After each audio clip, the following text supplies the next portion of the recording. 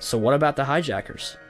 On September 14, 2001, the Department of Justice released the names of the alleged 19 hijackers. But on September 23rd, the BBC reported that Walid al-Shehri was alive and well in Casablanca, Morocco. They also tracked down Abdulaziz Al-Amari, who was an engineer with Saudi Telecom and lost his passport while studying in Denver. In the same article, FBI Director Robert Mueller admitted that the identity of several of the hijackers is in doubt. So how many hijackers turned up alive? At least 9 of them. Wael al-Shehri is alive and well. Mohand al-Shehri is alive in Saudi Arabia. Khaled al-Midar is a computer programmer in Mecca. Salem al-Hazmi works at a chemical plant in Yanbu, Saudi Arabia.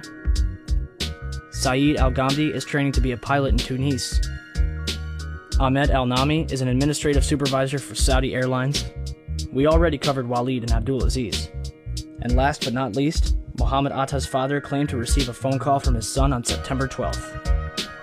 On September 20th and 27th, Mueller admitted on CNN that there is no legal proof to prove the identities of the hijackers. Indeed, after all, not even the official autopsy for Flight 77 lists the hijackers. And the opening paragraph makes no mention of their absence. So, if there's no proof that the hijackers were members of Al-Qaeda, or if they were even on the plane in the first place, what justification do we have for bombing Afghanistan? Oh, that's right. The Bin Laden confession tape. On December 14th, 2001, the government released a tape, allegedly of Bin Laden confessing to the attacks of September 11th, which they claimed to find in a house in Jalalabad, Afghanistan. Except there's a number of things wrong with this tape.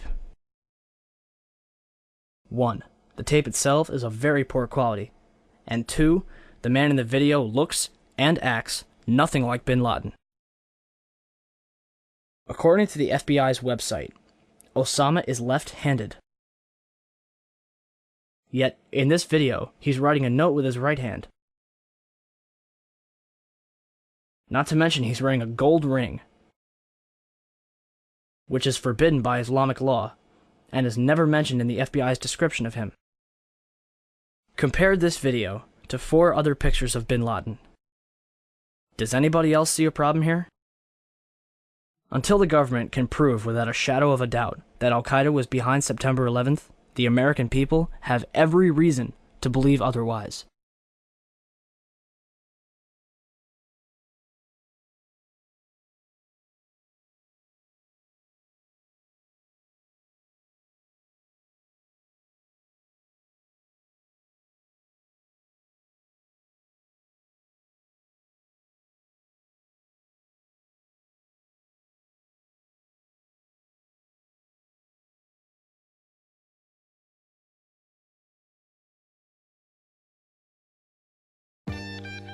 And now for the last question of all.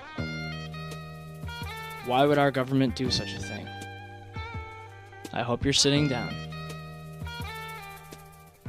First, we have Larry Silverstein, the man who purchased the World Trade Center in July 2001. After September 11th, Silverstein demanded $7.2 billion from his insurers, claiming that each plane counted as a separate act of terrorism. However, on December 6th, 2004, the courts only reward him with $2.2 billion. Next, we have the put options that were placed on United Airlines, American Airlines, and Boeing. According to the San Francisco Chronicle, more than $2.5 million has remained unclaimed.